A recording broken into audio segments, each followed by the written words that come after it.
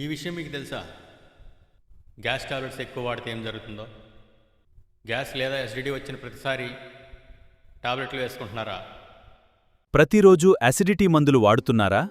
ఇది విటమిన్ల లోపానికి దారితీయవచ్చు మరియు ఎముకలను బలహీనపరుస్తుంది. అయితే ఈ విషయం తప్పకుండా తెలుసుకోండి.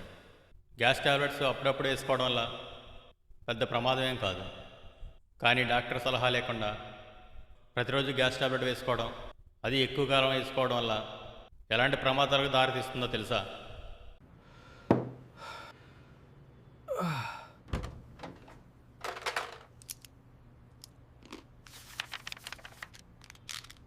గ్యాస్ టాబ్లెట్స్ ఎక్కువ కాలం వాడితే కొన్ని సమస్యలు రావచ్చు. శరీరంలో విటమిన్ B12 తగ్గిపోతుంది. దానివల్ల రక్తం తగ్గిపోయి ఎనీమియా లాంటి ప్రాబ్లం రావచ్చు. దానివల్ల బాగా బలహీనంగా ఉండడం, అలసట రావడం, ఊపిరి కూడా సరిగ్గా పీల్చుకోలేకపోవడం జరుగుతుంది. నరాలు దెబ్బతిని కాళ్ళు చేతులు మొద్దుబారటం, సూదులతో గుచ్చుతున్నట్లుగా బాధలు రావడం, నడుస్తున్నప్పుడు సరిగ్గా నడవలేకపోవడం, తూలిపోవడం, నాలుక ఎర్రబడటం, కొంతమందిలో నొప్పిగా ఉండడం, ఇంకా కొంతమందిలో ఆకలి తగ్గిపోయి బరువు పెరగడం, ఇంకా మెగ్నీషియం లాంటివి తగ్గిపోవడం.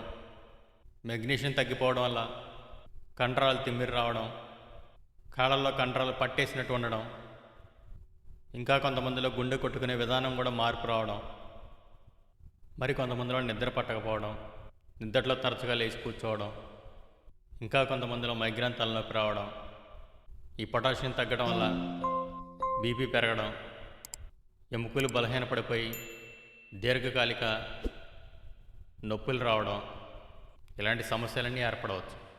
అంతేకాకుండా ఈ గ్యాస్ నొప్పి రావడానికి అసలు సమస్య ఏదైనా ఉంటే ఈ టాబ్లెట్స్ మింగడం వల్ల దాన్ని దాచిపెడుతున్నట్టు అవుతుంది.